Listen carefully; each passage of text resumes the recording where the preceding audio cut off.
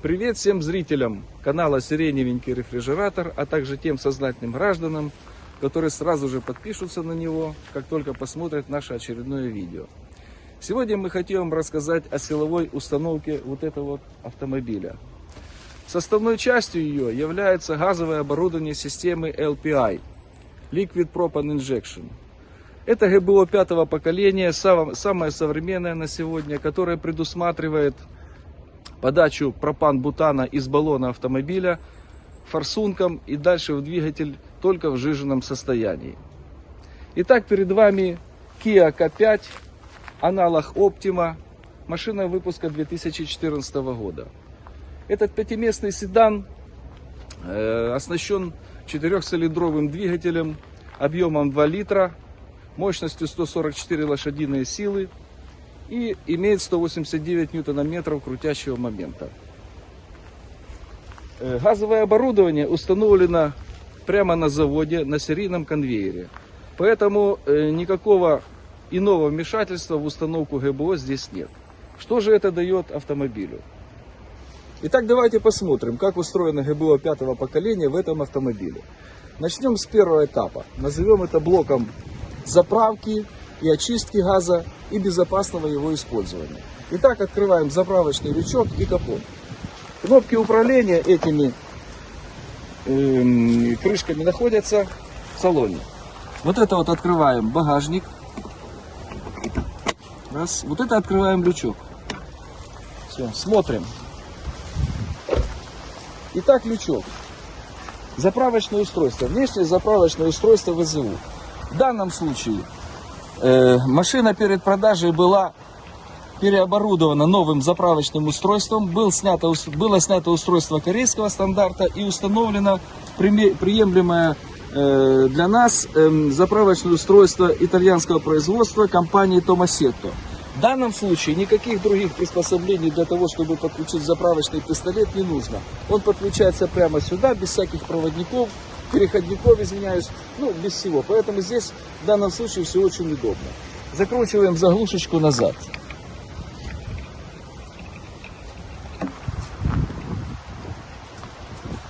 Закрываем лючок, переходим к багажнику, где установлен баллон. Смотрим в багажник. И видим первое впечатление, что баллона здесь как бы и нет. Какая-то защитная шторка стоит, за которой, видимо, располагается баллон. Он действительно там и находится, и мы на него обязательно посмотрим. Хочу отметить следующую деталь, что при всем при том, что баллон установлен в багажнике, объем багажника остался достаточно, приличный. И еще особенность в том, что здесь имеется полноразмерная запаска, что, в общем-то, редкость, когда баллон устанавливается в багажнике. Давайте посмотрим, как она располагается, какой к ней доступ. Открываем крышечку, вот полноразмерная запаска. И тот инструмент, который под нее полагается. Поэтому в данном случае все выполнено очень удобно. И у водителя есть гарантия того, что в случае пробоя колеса он может всегда применить запаску полноразмерную и не будет с этим иметь проблем. Далее переходим к рассмотрению баллона.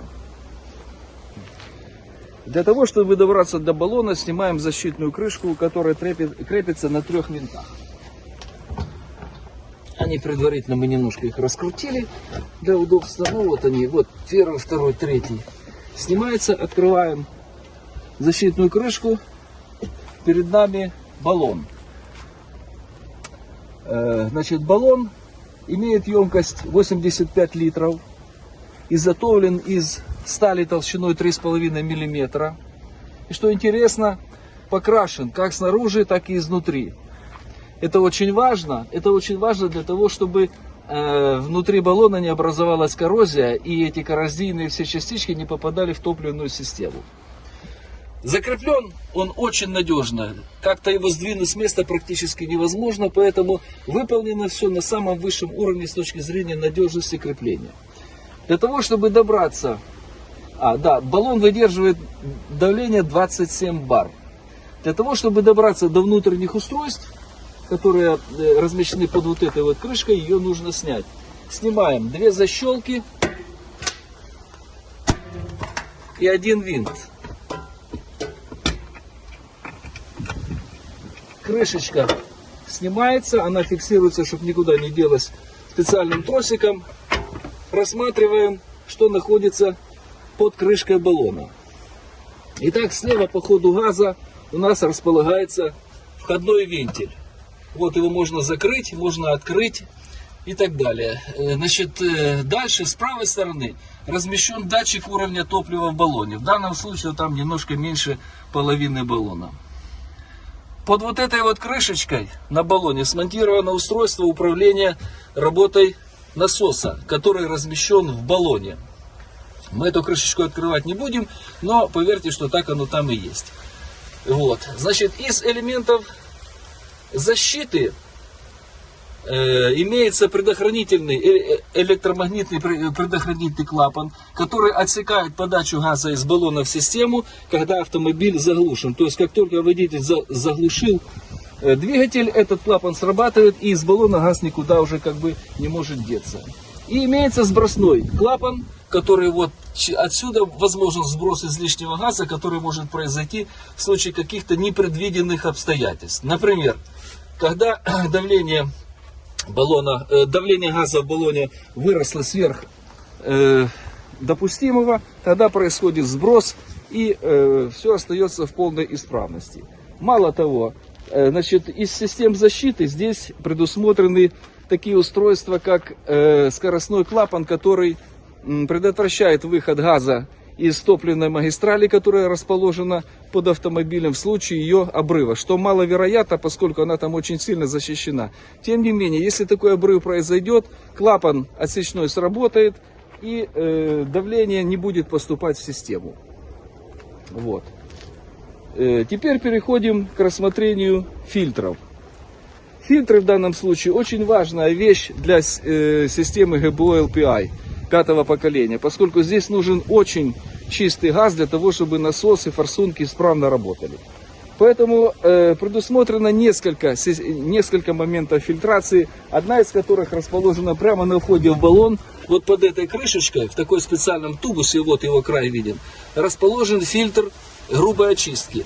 Для того, чтобы его заменить, вот эта крышка снимается вот эта вот гофрированная трубка, вот резиновая, и разбирается узел, фильтр вынимается, меняется, вернее, картридж меняется, корпус остается, и вставляется новый картридж, собирается все, и все приходит в изначальное состояние.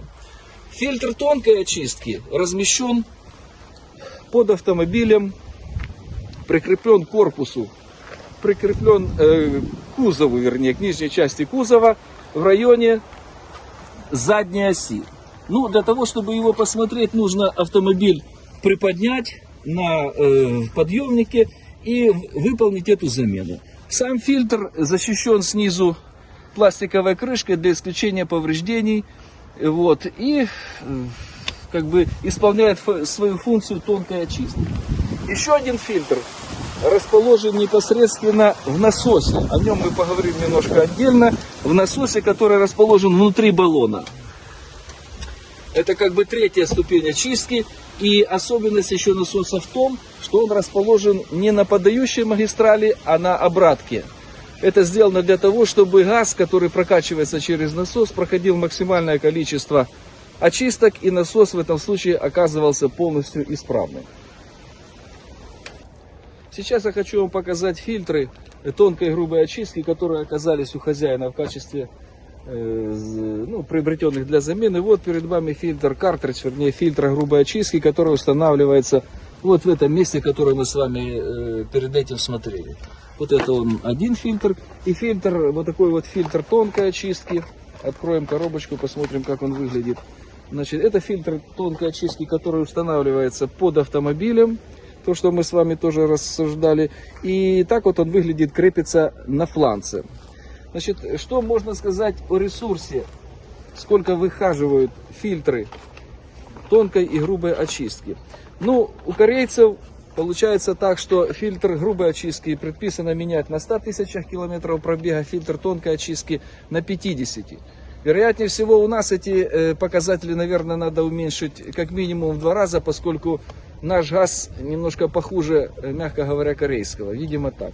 Что касается ресурса насоса, который установлен в баллоне. Кстати, это практически единственная деталь в системе ГБО LPI, которая установлена на этом автомобиле, итальянского производства. Все остальное, практически буквально все остальное выполнено в Корее на компании Kia Hyundai.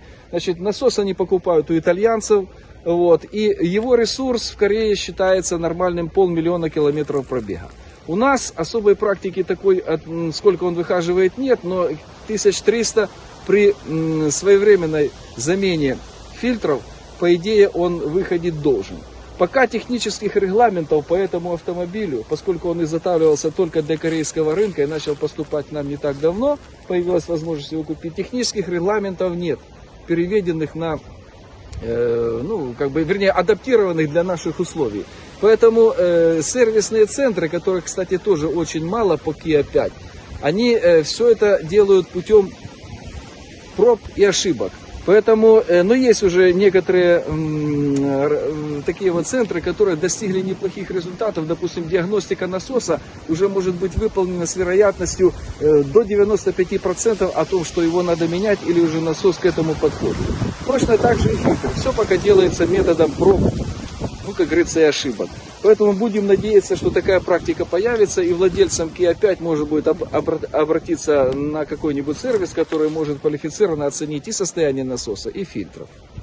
Что же дает такое оборудование для автомобиля, и какие преимущества ощущает водитель, который имеет такую машину?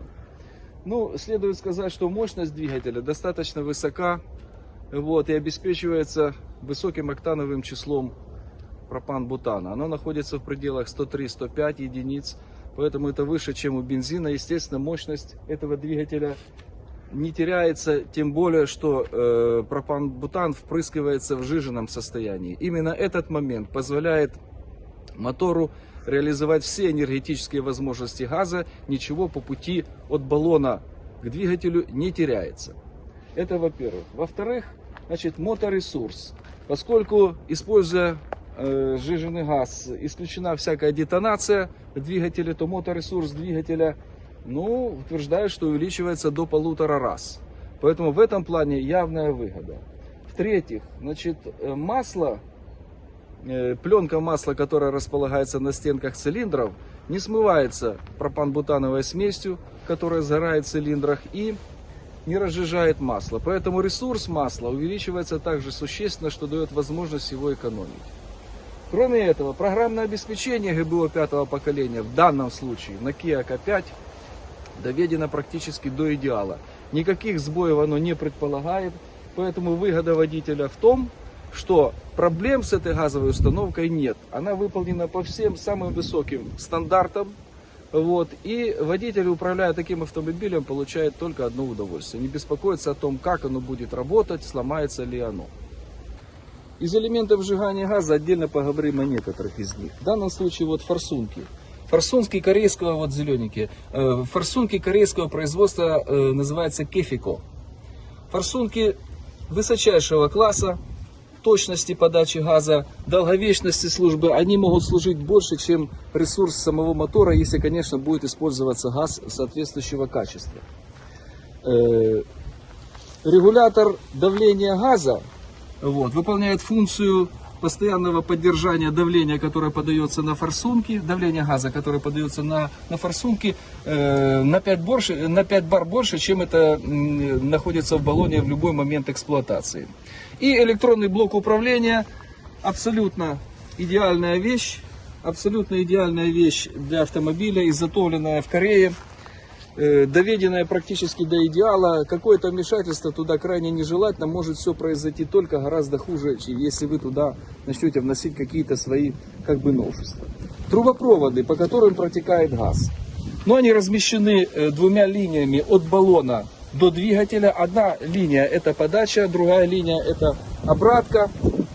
Выполнены тоже очень качественные изделия, выполнены композитным способом. Внутри пластик, снаружи резина. Закреплены очень надежно, особенно в местах соединения их с какими-то элементами, до которых они подходят. В данном случае, скажем, к форсункам. Применен на закреплении гидравлический принцип банджо соединения, поэтому такие обжимы. любые утечки практически исключены. Все сделано очень надежно в этом плане. Ну, еще один элемент, который отражает уровень наполнения баллона, это датчик, который стоит в салоне. Давайте посмотрим на него.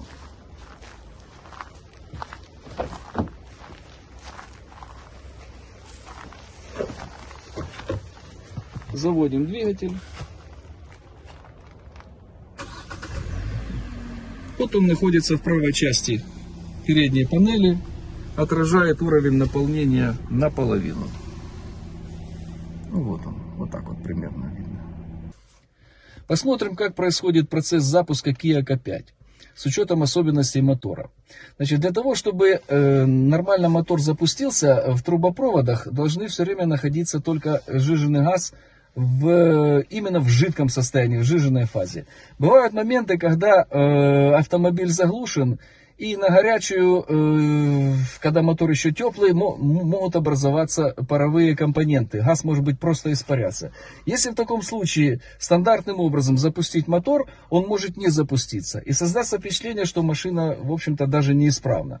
Поэтому особенность устройства Kia K5 в том, особенно там, где установлена кнопка для запуска, что сначала, когда нажимается кнопка, запускается насос в баллоне, он мгновенно прокачивает систему сжиженной фракции газа, она поступает на форсунки и в цилиндр, а потом только включается стартер. Происходит запуск, и двигатель работает нормально. В этом смысле именно кнопка вот в данном варианте исполнения автомобиля, она очень удобна. Если это делать ключом, то там надо выждать, если автомобиль, допустим, оборудован ключом, то там надо выждать несколько секунд, когда вы включили зажигание. Выждать, пока прокачает насос сжиженную фракцию, а потом только включать стартер. Тогда все произойдет нормально. Посмотрим, как это происходит. Это все отлично видно на приборной панели. Итак, смотрим. Нажимаем педаль тормоза. Нажимаем на кнопку и смотрим за приборной панелью. Вот идет процесс прокачки и теперь процесс запуска. Машина запустилась без никаких проблем. Сейчас на приборной панели, там где спидометр, вы видите надпись «Проверь подушку безопасности». Эта надпись появилась и закрыла собой тот текст, который там обычно находится. Это температура наружного воздуха и время.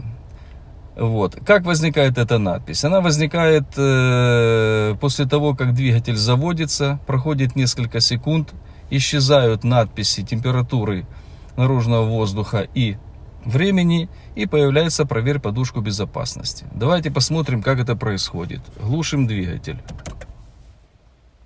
Двигатель заглушен, теперь заводим. Следим за тем, как меняется картинка.